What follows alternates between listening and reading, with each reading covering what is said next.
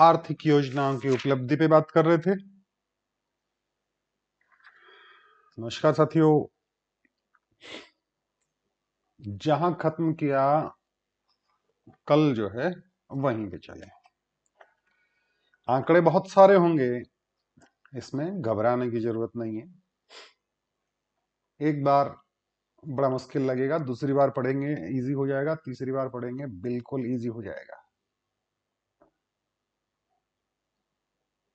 लेकिन इजी कब होगा?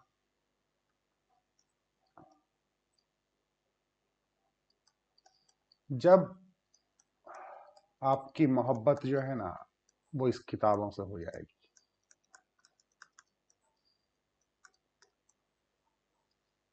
लक्ष्य दिल्ली यूनिवर्सिटी हो जाएगा, दूसरा कोई आपके बीच में नहीं आएगा। फिलहाल एक टारगेट बना के चलेंगे कि हमें यही हासिल करना है। थोड़े दिन के लिए दूसरी दुनियादारी से हम दूर भाग जाएंगे, तो जो है सब कुछ आसान हो जाएगा। आर्थिक योजनाओं की जो उपलब्धियां थी, कल हम काफी कुछ कर चुके थे, और इसकी उपलब्धियों को जरा जरा सा मैं रिवाइज कराऊं। पहला आया था राष्ट्रीय आय में वृद्धि। राष्ट्रीय आय में वृद्धि योजना काल में। योजना काल की बात जब भी आती है तो कब कहां से स्टार्ट होता है योजना काल? 1951 से। कई बार बता चुका हूं योजना काल कहां से प्रारंभ हुआ, 1951 से। वापस से बताऊं, योजना आयोग की स्थापना कब हुई? 1950 में। और हमारी योजनाएं कब से प्रारंभ हुई? 1951 से। पहली पंचवर्षीय योजना 1951 से 1956। डेट 1 अप्रैल टू 31 मार्च, याद रहेगा। तो राष्ट्रीय आय में वृद्धि की बात हमने कही थी। आजादी से पहले राष्ट्रीय आय में वृद्धि लगभग 0.5% थी, और उसके बाद 1951 में जब ये योजनाएं प्रारंभ हुई, पहली पंचवर्षीय योजना आई, उस टाइम पे 4.6% की वृद्धि हुई। लक्ष्य था 2.2% का। तीसरी योजना में कुछ गड़बड़ जरूर हुई थी, तीसरी योजना में काफी नीचे गया। उसका कारण क्या था? कल हमने बात की थी, भारत पाकिस्तान युद्ध वगैरह जो था उस समय वो चला था, वो काफी दिक्कत वाली थी। एक जो है अभी के सालों में नेगेटिव गई थी, एक राष्ट्रीय आय में वृद्धि एक साल में नेगेटिव गई थी। अभी थोड़े दिन पहले आपको याद होगा 2020-21, 2020-21 में राष्ट्रीय आय में वृद्धि ऋणात्मक गई। इससे पहले ऋणात्मक नहीं गई थी, कभी नेगेटिव गई। नेगेटिव जाने का कारण क्या था? 2021 में कोविड आया था। प्रश्न बनता है क्यों नेगेटिव गई, या इस तरह से नहीं पूछा जाएगा तो कौन से साल में नेगेटिव गई? तो 2020 में कोविड आया था, तो याद रखना 2020-21 में राष्ट्रीय आय में वृद्धि जो है वो ऋणात्मक गई थी। और हमने 12वें प्लान की ये तो बताई दी थी आपको, 4.6 पहले प्लान की 1951 से 1956 वाली, और लास्ट वाली कौन सी थी? 212 से 217, और इसमें जो वृद्धि रही वो 6.8% रही लास्ट वाली की। ये बात मैं कल बता चुका हूं राष्ट्रीय आय में वृद्धि की बात। फिर बात आई प्रति व्यक्ति आय की बात।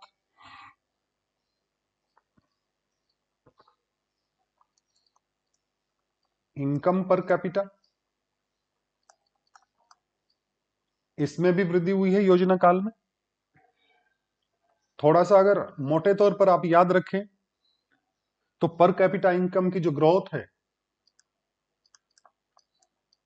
वो फर्स्ट प्लान में वो थी आपकी 2.7%, और जो आपका 12th प्लान है, पहला और लास्ट की बात करेंगे, वो था 5.5%। ये दो तो जरूर याद रख लें, पहला और अंतिम तो जरूर याद रख लें।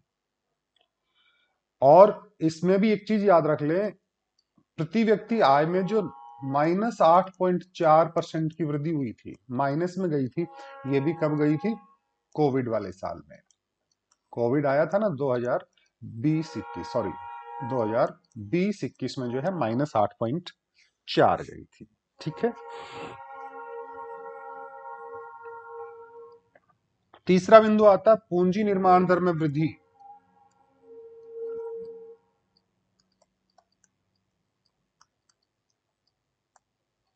पूंजी निर्माण की दर में वृद्धि, कहने का मतलब निवेश में वृद्धि की बात कर रहे हैं हम। बहुत कुछ आपको बताया था, बस इतना दिमाग में रखना, निवेश में वृद्धि की दर 1950-51 के लगभग, या कहें कि पहली योजना के लगभग आपकी इसमें थी 10%, और 12वीं योजना जो थी उसके बाद जो है वो लगभग 32.5% जो है आपकी पूंजी निर्माण में वृद्धि की बात आती है। एक बात और आती है कि आपको मैंने बताया कि इन दिनों प्रति व्यक्ति आय का जो नया आकलन है वो कौन सी कीमतों पे होता है? पहले होता था, याद रखना, 2004-5 पर, और नई सीरीज जो जारी की है वहां पे प्रति व्यक्ति आय या कोई भी प्रकार के आंकड़ों में आधार कीमत रखी जाती है, वो कौन से साल की रखी जाती है? 2011-12 की। कई बार जिक्र कर चुका हूं, याद रखना, लेटेस्ट जो सीरीज है वो 2011-12 की है। ठीक है।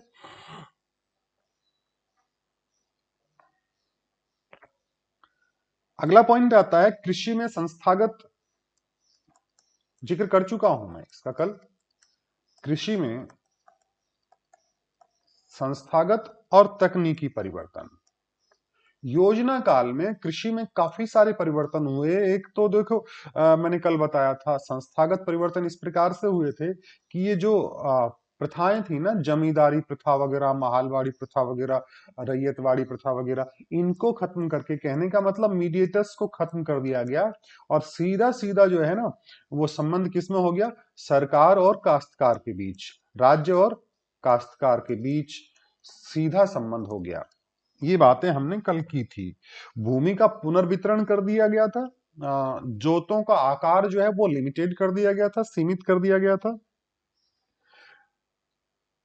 और एक बात इसमें और बताई थी मैंने कि खाद्यान्न जो है उसमें भारत पहले आयात करता था, और उसके बाद में क्या है, आत्मनिर्भर बन गया, और आत्मनिर्भर बनने के साथ साथ निर्यात भी करने लग गया। कहने का मतलब खाद्यान्न की अच्छी स्थिति जो है वो हो गई।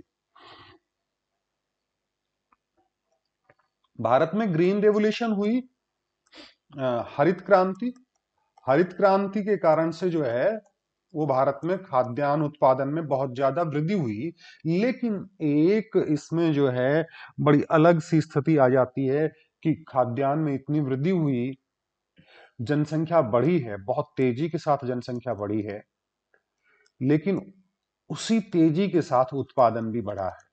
उत्पादन भी बढ़ा है, कहने का मतलब जनसंख्या बढ़ने से ज्यादा उत्पादन बढ़ा है, फिर भी हमारे देश में कई जगह भूखमरी की समस्या आती है। किसान आत्महत्या करने की कहीं न कहीं बात आती है, कुछ लोग भूख से मर रहे हैं कहीं।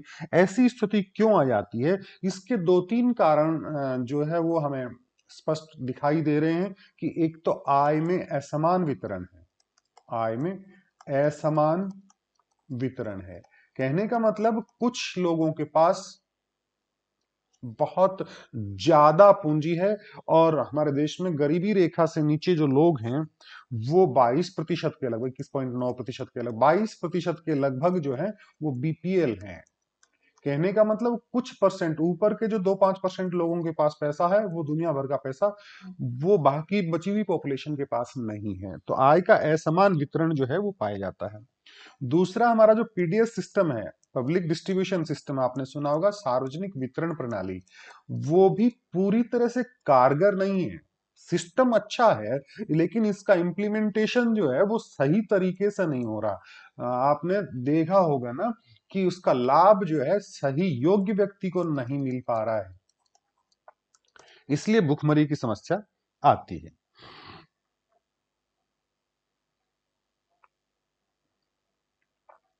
अब बात आती है उद्योगों का विकास।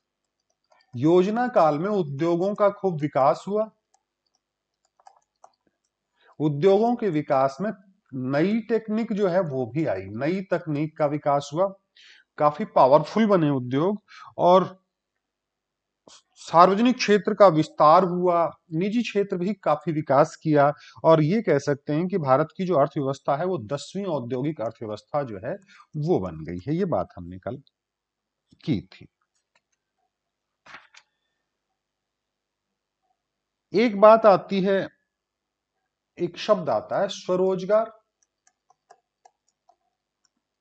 और दूसरा शब्द आता है मजदूरी या रोजगार। इसमें थोड़ा सा फर्क आप देखें। स्वरोजगार जिसमें कोई भी व्यक्ति दूसरे के यहां पे काम करने नहीं जाता है, खुद का कार्य करता है, भले ही छोटा या बड़ा। और मजदूरी या रोजगार में व्यक्ति दूसरे के यहां पे काम करता है।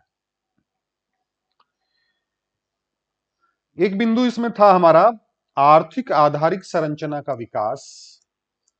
आर्थिक आधारिक संरचना का विकास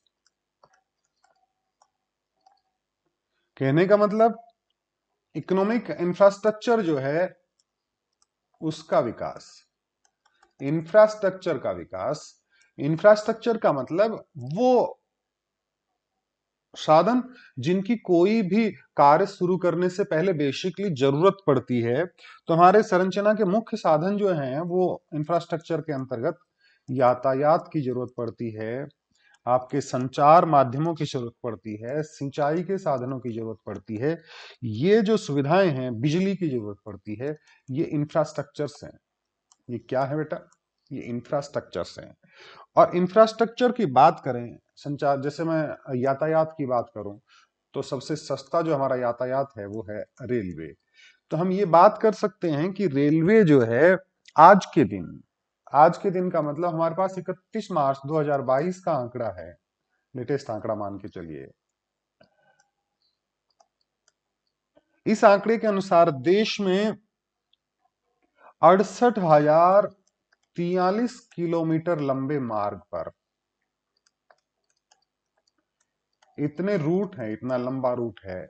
और इस रूट पर हमारे जो ट्रेन या उसके ट्रैक की जो लंबाई है, पटरियों की जो लंबाई है वो है 1,28,305 किलोमीटर। यानी इतनी दूरी तय करने में हमें इतना ट्रैक बिछा हुआ है। इतना ट्रैक बिछे हुए का मतलब आप ये सोच रहे होंगे इतने लंबे ट्रैक पे तो इतना ही, जैसे हम ही बात करें कि भाई इतना रोड है तो इतना ही तो इतना रास्ता है तो रोड भी तो इतना ही होना चाहिए, इतना रास्ता है तो इतनी ही पटरियां होनी चाहिए। नहीं, पटरियां दो दो भी तो बिछी हुई होती है ना। आपने देखा होगा दोहरीकरण करना, कहीं पे 2 ट्रैक हैं, कहीं पे 3 ट्रैक हैं, इस तरह से याद रखना। ये जो लेटेस्ट आंकड़ा है 68,043 किलोमीटर लंबे मार्ग पर 1,28,305 किलोमीटर लंबा ट्रैक है। और बात करें हम किसकी, क्या बनाने जा रहा हूं मैं? हाँ भाई,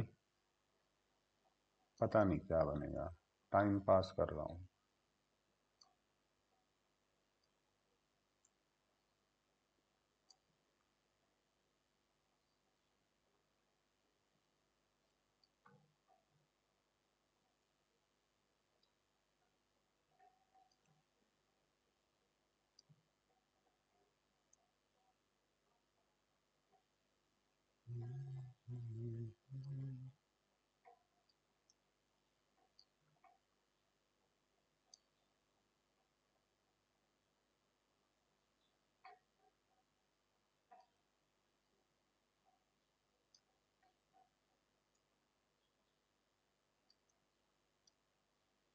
ड्राइंग के मामले में बहुत अच्छा हूं मैं, पता है ना आपको।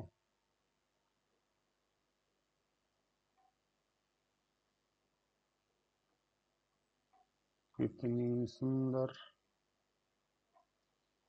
ड्राइंग बन गई है ना। और इतनी सुंदर ड्राइंग बनने के बाद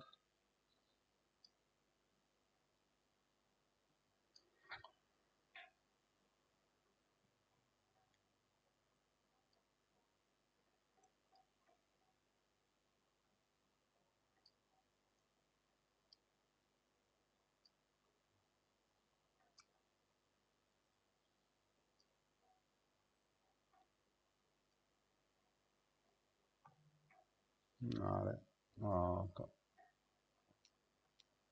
बड़ो गड़बड़ हो गया रे।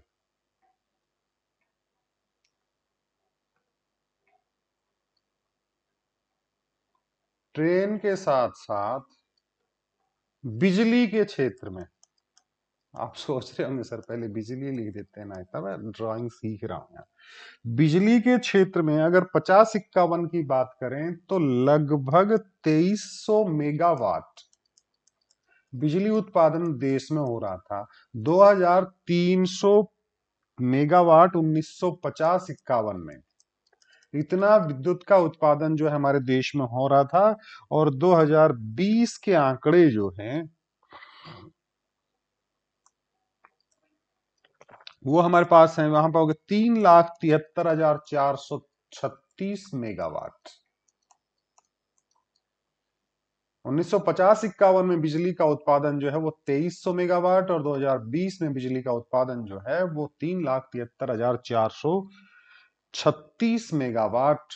और साथ में रेलवे ट्रैक की लंबाई मैंने बता दी थी, फिर भी मैं अगर 1950-51 में पैसेंजर्स की संख्या बात करूं तो 1,284 मिलियन पैसेंजर, 1,284 मिलियन पैसेंजर यात्री जो है वो यात्रा करते थे 50-51 में, 1950-51 में। और 2020 के आंकड़े के अनुसार 8,439 मिलियन इतने यात्री यात्रा करते थे ट्रेन में। Million means 10 lakh.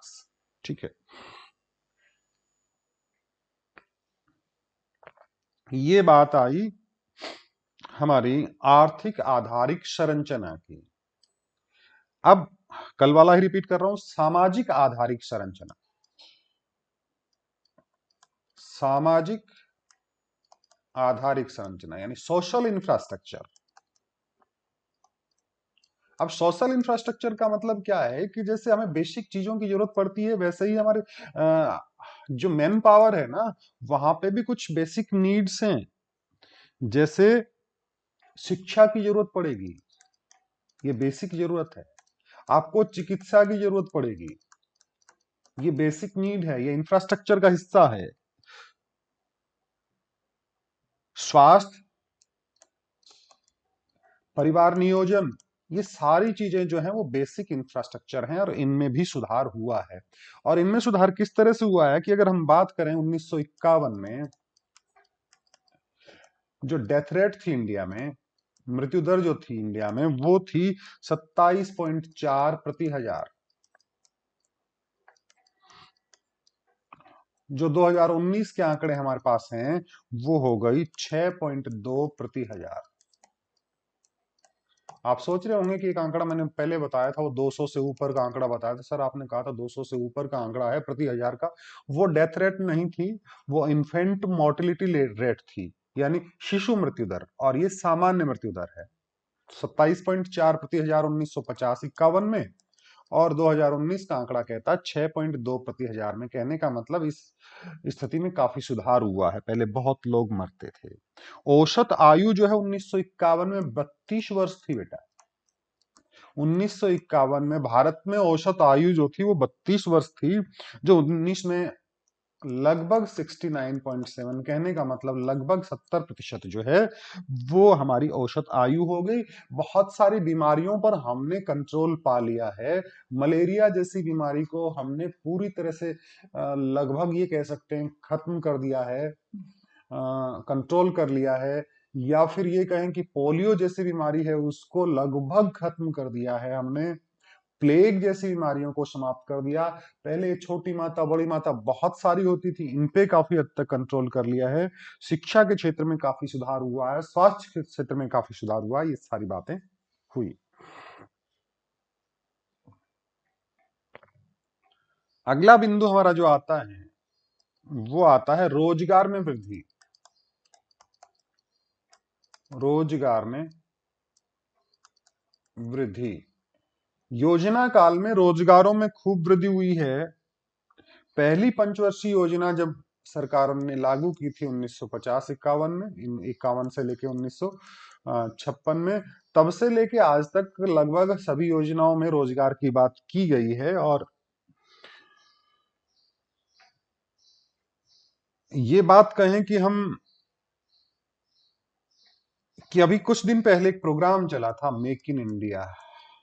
India government का एक प्रोग्राम था और उसका लक्ष्य भी ये था कि ज्यादा से ज्यादा लोगों को रोजगार मिले और 2022 तक 100 मिलियन रोजगार का इसमें लक्ष्य रखा गया था।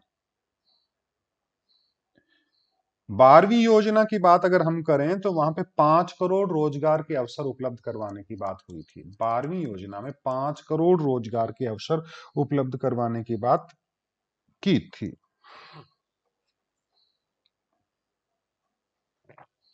अगला बिंदु आता है आधुनिकीकरण, मॉडर्नाइजेशन। कल बात कर चुका हूं लेकिन फिर बता रहा हूं। योजना काल में हर क्षेत्र में आधुनिकीकरण हुआ है, बहुत सारे संरचनात्मक परिवर्तन आए हैं। राष्ट्रीय आय की संरचना में पहले कृषि का योगदान बहुत ज्यादा था, लेकिन अब जो है हमारा योगदान किसमें बढ़ा है? उद्योग और सेवाओं में खूब योगदान बढ़ा है। अगला बिंदु आता है हमारा आत्मनिर्भरता और आत्मविश्वास।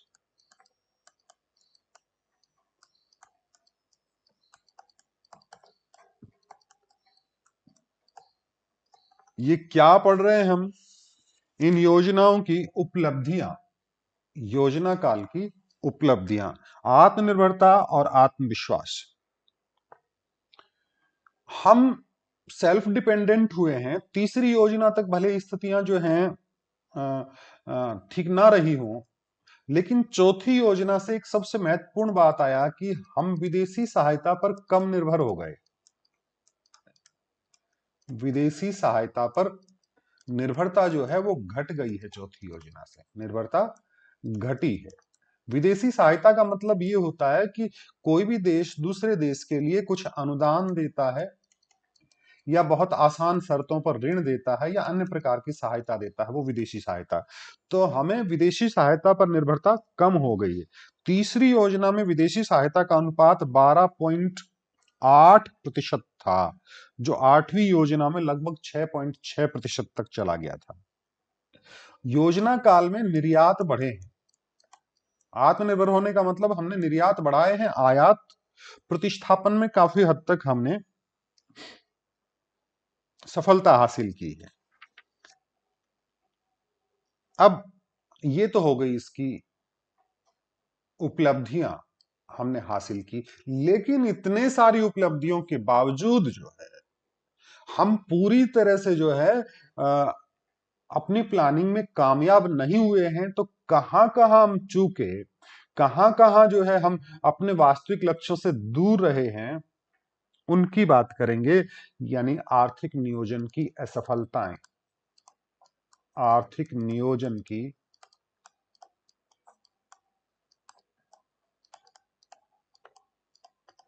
असफलताएं।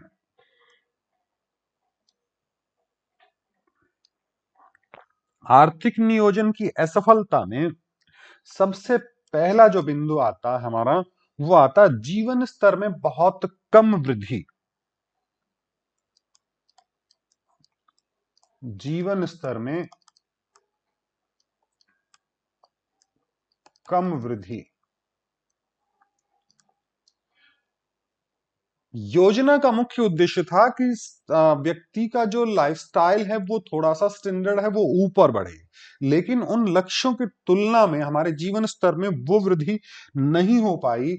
यानी एक व्यक्ति को सामान्यतः अगर औसतन बात करूं तो 2508 कैलोरीज की जरूरत पड़ती है, इतनी कैलोरी भोजन की आवश्यकता पड़ती है, लेकिन औसतन भारत में 2400 कैलोरी लोगों को मिलती है।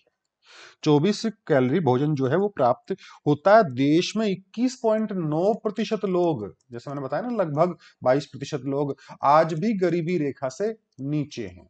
गरीबी रेखा से नीचे हैं आज भी। कहने का मतलब, अब गरीबी रेखा से नीचे की बात आई ना, देखिएगा आपको याद होगा कि पांचवी पंचवर्षीय योजना, पांचवी पंचवर्षीय योजना आपकी कब प्रारंभ हुई थी? याद करो, पांचवी पंचवर्षीय योजना आपकी थी 1974 से 1979। वहां पे उस समय पे 1970, पहले मैं एक बार इस योजना से अलग हट के बात करूं, 1971 का जो बजट भाषण था, तत्कालीन प्रधानमंत्री श्रीमती इंदिरा गांधी वहां पे थी। और इस बजट भाषण में उन्होंने एक नारा दिया था बेटा, गरीबी हटाओ। याद रखना, ये नारा कब दिया गया? 1971 में। और इस नारे का इंप्लीमेंटेशन की अगर बात करें, कौन सी योजना से रिलेटेड बात आएगी, तो वो योजना, क्योंकि उस टाइम पे तो ये योजना चौथी चल रही थी, ये तो बन चुकी थी योजना, तो इसका इंप्लीमेंटेशन कब होगा? अगली योजना में, पांचवी योजना का कार्यकाल जो था। अगर आपको ये पूछा जाए गरीबी हटाओ नारे से रिलेटेड योजना कौन सी है, तो पांचवी योजना है। साल कौन सा है? 1971। उस समय प्रधानमंत्री कौन थे? श्रीमती इंदिरा गांधी जो है वो उस समय प्रधानमंत्री थे। इसी के साथ एक छोटी सी डेफिनेशन और आती है, मैंडेज कहते हैं जिसको, या कई बार परसेंटेज भी लिखा जाता है। कितने मानव दिवस कार्य? मानव दिवस कार्य। अगर मैं ये कहूं, इसको समझेंगे, सामान्यतः तो मानव दिवस का मतलब क्या करेंगे कि एक आदमी एक दिन काम करेगा तो वो एक मानव दिवस हो गया। एक आदमी एक दिन काम करेगा तो वो एक मानव दिवस हो गया। यही सोच रहे होंगे इसको देख के, कि मान लीजिए एक आदमी को हमने सुबह लगा दिया 6 बजे तक, सुबह 6 बजे काम पे लगा दिया, और उसको रात को 10 बजे तक काम पे लगा रखा है, तो मानव दिवस कितना होगा? तो हम तो सोचेंगे भाई सुबह लगा शाम को गया, एक दिन काम किया, एक मानव दिवस। नहीं, मानव दिवस का मतलब एक व्यक्ति 8 घंटे कार्य करता है, उसको एक मानव दिवस माना जाता है। एक व्यक्ति 8 घंटे कार्य जो करता है, उस एक श्रमिक द्वारा 8 घंटे द्वारा किया गया कार्य जो है एक मैन डेज कहलाता है, या एक पर्सन डे कहलाता है। एक पर्सन डे कहलाता है या एक मैन डे कहलाता है। एक व्यक्ति कितने घंटे काम करे? 8 घंटे। अगर दो व्यक्तियों को लगा रखा है हमने और दोनों 4-4 घंटे काम करेंगे, तो हम ये कहेंगे कि एक मानव दिवस कार्य हुआ है, क्योंकि एक 4 करता है, दूसरा 4 करता है, कुल मिला के 8 घंटे हो गए। तो ये मानव दिवस की अवधारणा है। जो आर्थिक नियोजन की असफलताओं की बात की, पहली असफलता तो हमने पढ़ी थी जीवन स्तर में कम वृद्धि, और दूसरी असफलता की बात है कि रोजगार या मूल्यों में वृद्धि की बात कर लें।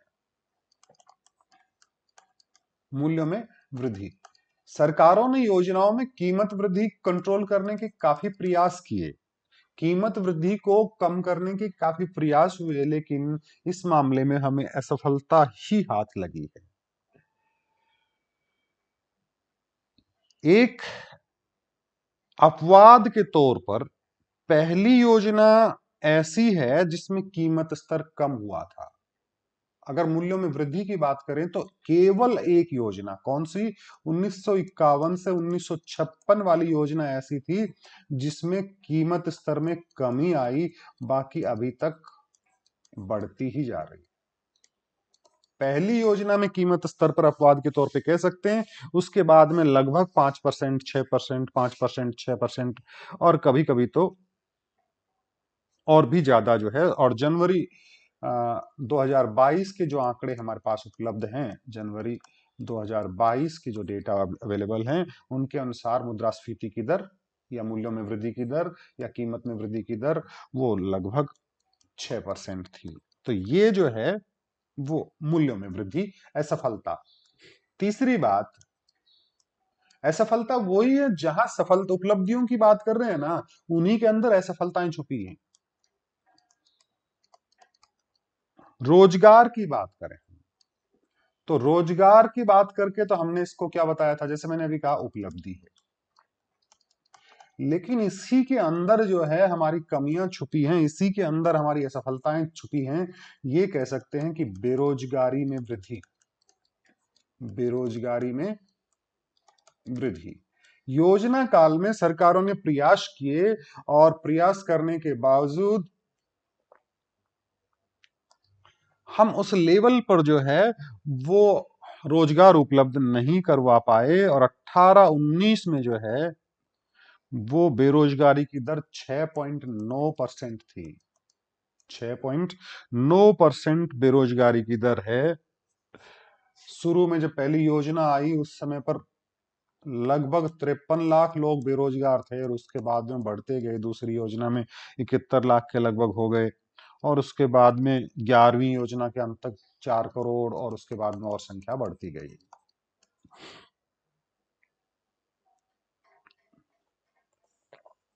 अगला बिंदु जो आता है हमारा, वो आ रहा उत्पादन में धीमा विकास।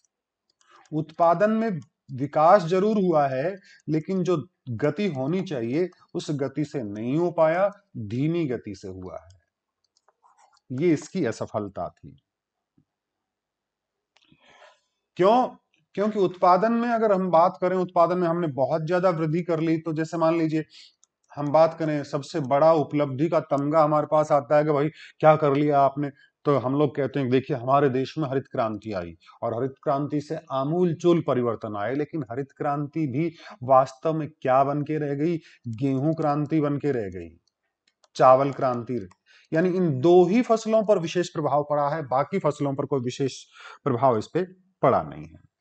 आधारिक संरचना का विकास जो है, देखिए आपको उपलब्धियां याद होंगी तो याद रहेंगी। उपलब्धियों में जो चीजें थी उन्हीं के बिंदुओं की बात करेंगे। इंफ्रास्ट्रक्चर, इंफ्रास्ट्रक्चर का विकास की बात करें तो ये कहें कि हमारी उपलब्धि थी, और इसके धीमे विकास की बात करें तो ये हमारी असफलता थी। इसका विकास हुआ कम।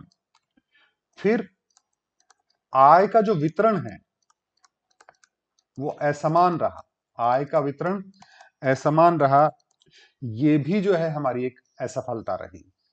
उसके बाद अकुशल प्रशासन, ये सबसे बड़ी समस्या है देश की, अकुशल प्रशासन। यानी कोई भी योजनाएं जो है उनका इंप्लीमेंटेशन करने का जो तरीका है वो सही नहीं है।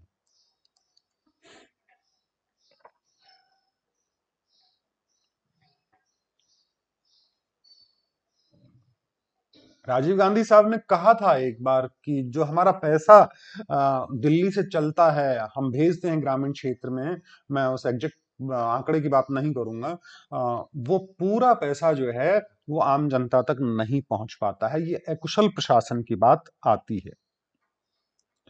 यूएनओ की एक टीम ने रिसर्च किया, और यूएनओ की टीम ने रिसर्च ने कहा कि इंडिया में जो है ऐसी समस्याएं जो आ रही हैं, योजनाओं की मुख्य जो कमी है उनके कार्यकरण के कारण से आ रही है। यानी उनका इम्प्लीमेंटेशन जो है वो सही तरीके से योजनाओं को लागू नहीं किया जा रहा है।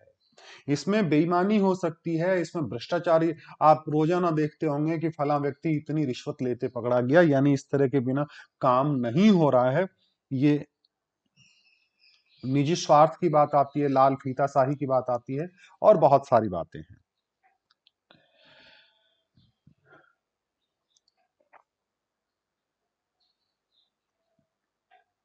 सुदृढ़ आधार का अभाव, सुदृढ़ आधार का अभाव, सुदृढ़ आधार का अभाव का मतलब क्या है? हमारे पास एक स्ट्रॉन्ग बेस नहीं है। स्ट्रॉन्ग बेस नहीं है, इसका मतलब क्या है कि जैसे हमारे पास फसल अच्छी हो रही है, हमारे अनाज बढ़िया हो रहे हैं, हम अच्छे हंसी खुशी से जीवन जी रहे हैं, लेकिन अचानक ये हो गया कि एक साल बारिश नहीं हुई अच्छी से, एक साल अच्छी बरसात नहीं हुई, तो किसान की बड़ी समस्या हो जाती है, और देश में खाद्यान्न की बड़ी कमी हो जाती है, बहुत मुश्किल हो जाती है। इसका मतलब हमारे पास बेस नहीं है। बेस कैसे हो? मान लो हमारे पास पहले से स्टॉक पड़ा रहे,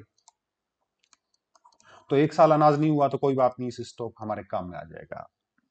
क्योंकि देखिए हम 1965-66 में, 66-67 में, 79-80 में और 82-83 में 3-4 साल लगातार ये अकाल पड़े थे, और उस अकाल में सारी अर्थव्यवस्था जो है हमारी वो धराशायी हो गई थी, और हमको वापस से आयात बढ़ाने पड़े थे, आयात बढ़ाने पड़े थे। एक इसी दौर की बात आती है 1991 में, जिसको हम कहते हैं गल्फ क्राइसिस, या खाड़ी संकट का नाम सुना होगा आपने, इराक युद्ध के नाम से भी जानते हैं। अमेरिका और दूसरे देशों ने इसके ऊपर हमला कर दिया था। खाड़ी देश वो देश हैं जहां पे तेल के बड़े कुएं हैं, जो दुनिया को कच्चे तेल की उपलब्ध करवाता है। तो जब युद्ध हुआ तो युद्ध होते ही वहां पे तेल की कीमतों में वृद्धि हो गई। तेल की कीमतों में बेटा क्या हो गई? वृद्धि हो गई। और तेल की कीमतों में वृद्धि हो गई तो एक तरह से ये कह सकते हैं कि हमें जो हमारे आयात है, हमने तेल मंगवाया, उसको ज्यादा धनराशि खर्च करनी पड़ी, तो हमारे देश की अर्थव्यवस्था पे संकट आया।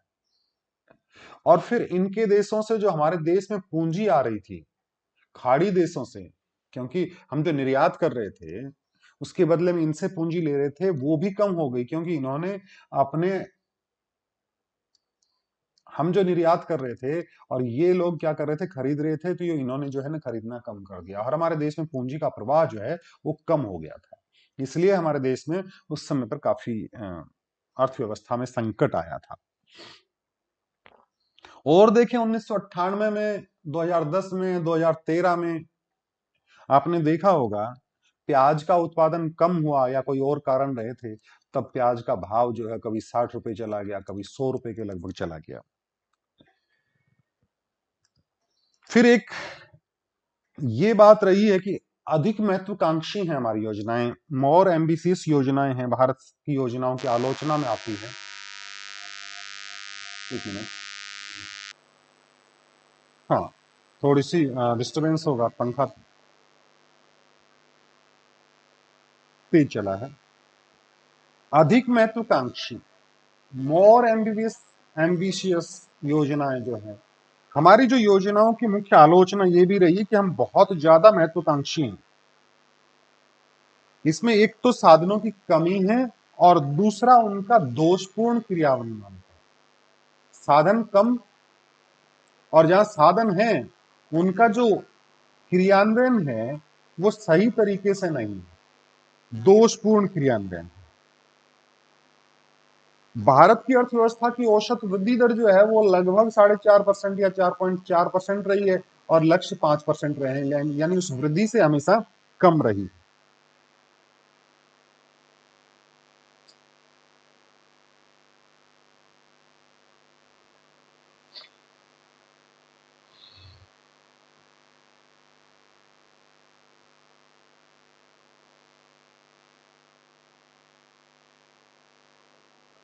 ठीक है, अब अगला बिंदु आता है कि बचत और निवेश का विरोधाभास।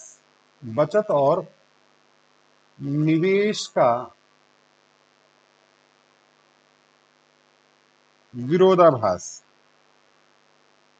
बचत और निवेश का विरोधाभास क्या कहता है? ये कहता है कि योजना काल में निवेश में वृद्धि हुई, बचत में वृद्धि हुई, तो फिर भी जो है ना आर्थिक विकास की गति धीमी क्यों हुई?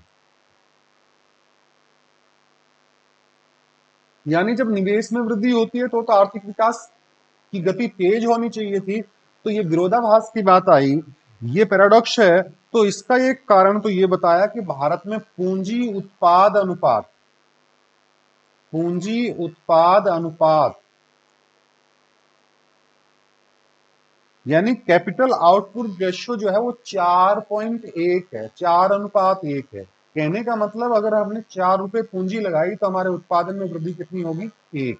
इसका मतलब पूंजी में वृद्धि ज्यादा और उत्पादन में वृद्धि कम। तो इसके कारण से जो है वो बचत और निवेश में वृद्धि के बावजूद जो है वो आर्थिक विकास की गति जो है वो धीमी हो गई। दूसरी बात आती है कि हम जो भी निवेश कर रहे हैं, जो भी निवेश कर रहे हैं उसका मैक्सिमम जो भाग है, निवेश का अधिकतम भाग अनाज आदि का स्टॉक करने में चला जाता है। अनाज आदि का स्टॉक करने में चला जाता है, स्थायी पूंजी निर्माण में बहुत कम जाता है। स्थायी पूंजी निर्माण जो है उसमें चला जाएगा।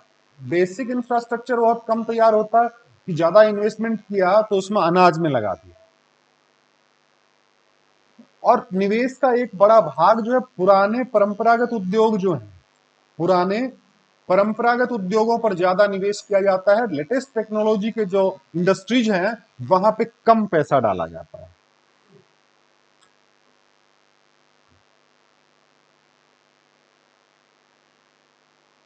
तो इसी के साथ जो है आपका ये चैप्टर पूरा हुआ। और कुछ एक प्रश्नों की बात करें जैसे मैं कुछ प्रश्न लिख रहा हूं, आप लिख लीजिएगा, मैं बोल रहा हूं। किस वर्ष भारत की पहली पंचवर्षीय योजना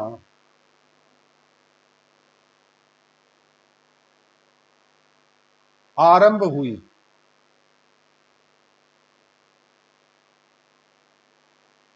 एक शब्द में आंसर है। आप इसको करके जो है मुझे व्हाट्सअप करें, मैं इसमें आज आपको आंसर नहीं बता रहा हूं। दूसरा प्रश्न है कि कौन सा संस्थान पंचवर्षीय योजनाओं को तैयार करता है? पंचवर्षीय योजनाओं को तैयार कौन सा संस्थान करता है? ऑप्शन के तौर पे आप देख सकते हैं राष्ट्रीय विकास परिषद, गृह मंत्रालय, वित्त मंत्रालय या योजना आयोग। प्रश्न है हमारा, कौन सा संस्थान भारत में पंचवर्षीय योजनाओं को तैयार करता है? प्रश्न संख्या 3, योजना आयोग की स्थापना कब हुई? योजना आयोग की स्थापना कब हुई? प्रश्न संख्या 4, योजना आयोग के अध्यक्ष कौन होते हैं? योजना आयोग के अध्यक्ष कौन होते हैं? ये तो था पहली पंचवर्षीय योजना कब आरंभ हुई, यानी जिस साल आरंभ हुई उस साल लिखना है। अगला प्रश्न बनता है कि पहली पंचवर्षीय योजना की अवधि, पहली पंचवर्षीय योजना की अवधि, अवधि का मतलब कब से कब तक, 1970 से 75 है कि 2013 से 18 है, क्या है, जो भी है। पहली पंचवर्षीय योजना की अवधि कब से कब तक थी?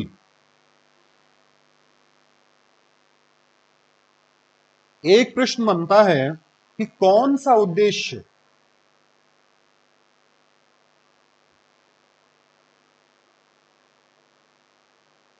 योजनाओं का सामान्य उद्देश्य नहीं है? योजनाओं का सामान्य उद्देश्य नहीं है।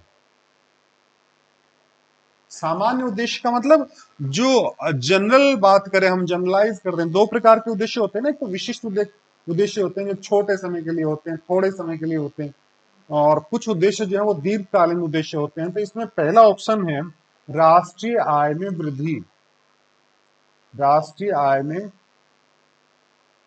वृद्धि। दूसरा, जीवन स्तर में वृद्धि, जीवन स्तर में वृद्धि। तीसरा ऑप्शन है आर्थिक स्थिरता की बात आई, यानी कीमतों की बात, उनको स्टेबल रखना।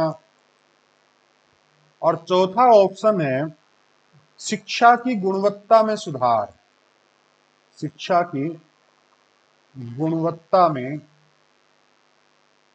सुधार, शिक्षा की गुणवत्ता में सुधार। इनमें से कौन सा उद्देश्य सामान्य नहीं है? देखिए, इसमें एक तो राष्ट्रीय आय में वृद्धि की बात आती है, तो एक तरह से पूरी प्लानिंग का हिस्सा था। लाइफस्टाइल में चेंज करना, वो भी पूरी प्लानिंग का हिस्सा था। आर्थिक स्थिरता आप कर लेंगे। अगला प्रश्न है, एक आर्थिक प्रणाली,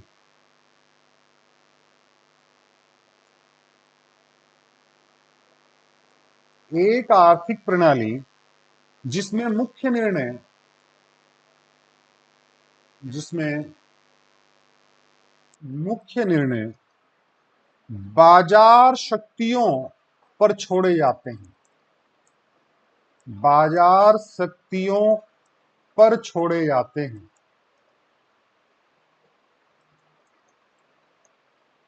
उस प्रणाली को क्या कहते हैं? इसमें ये है, आप ऑप्शन ए है समाजवाद, ऑप्शन बी है आपका मिश्रित अर्थव्यवस्था, ऑप्शन सी है आपका पूंजीवाद, और ऑप्शन डी है इनमें से कोई नहीं, इनमें से कोई नहीं। आपकी बेटा जांच हो जाएगी एक तरह से, आपने इस चैप्टर को किस तरह से देखा है, आप करके देखें। एक ऐसी आर्थिक प्रणाली जिसमें मुख्य निर्णय बाजार शक्तियों पर छोड़े जाते हैं, तो वो है आपके समाजवाद, मिश्रित अर्थव्यवस्था, पूंजीवाद, या इनमें से कोई नहीं। आपको करना है। अगला है वर्तमान में कौन सी पंचवर्षीय योजना चल रही, नहीं, ये मान लीजिए कि भारत की अंतिम पंचवर्षीय योजना कौन सी थी, अंतिम पंचवर्षीय योजना कौन सी थी। अगर आपको याद होगा कि कितनी पंचवर्षीय योजना है तो अंतिम कौन सी थी, पहली थी या पांचवी थी, वो अंतिम थी, 10वीं थी, 11वीं थी, 12वीं थी, 15वीं थी, 16वीं थी, मुझे नहीं पता, अंतिम कौन सी थी और कब से कब तक थी, ये भी आपको। और एक प्रश्न आपका बनता है, कितनी योजनाओं के बाद,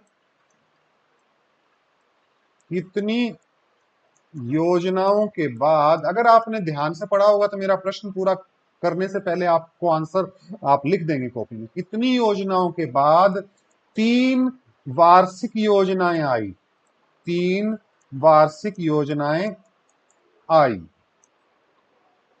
ये अगला प्रश्न बनता है कि भारत में योजना काल में कुल कितनी वार्षिक योजनाएं आई, कुल कितनी वार्षिक योजनाएं आई और कब कब आई, इनको आप करेंगे।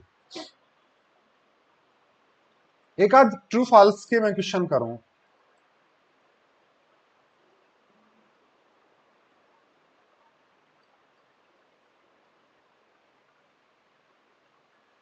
कुछ एक क्वेश्चन ट्रू फॉल्स के करेंगे। जैसे एक प्रश्न है, मानव दिवस से अभिप्राय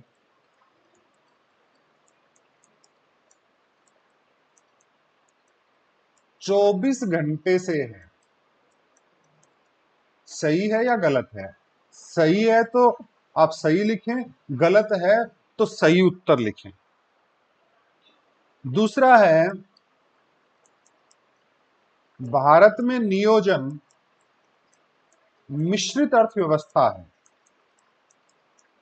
मिश्रित अर्थव्यवस्था है। अगर मिश्रित है तो ठीक है, मिश्रित नहीं है तो कौन सी अर्थव्यवस्था है भारत में? चौथी पंचवर्षीय योजना, चौथी पंचवर्षीय योजना 1961 में प्रारंभ हुई।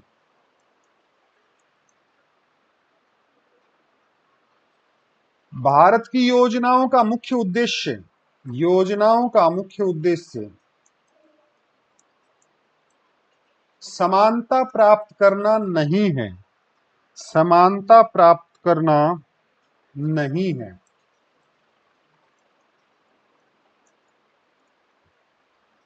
तो ये प्रश्न जो है वो आप कर लेंगे। तो आज के लिए इतना काफी है। आप पढ़ें और पढ़ेंगे ना बेटा तो निकल जाएंगे आप। अगर जुनून आप में होगा तो आप निश्चित तौर पे सफल होंगे। आपको अंधेरा दिख रहा होगा लेकिन ये अंधेरा जो है आपको उजाले में लेके जाएगा कि मेरे जुनून का नतीजा जरूर निकलेगा, इसी शाह समुद्र से नूर निकलेगा। मिलते हैं कल, तब तक के लिए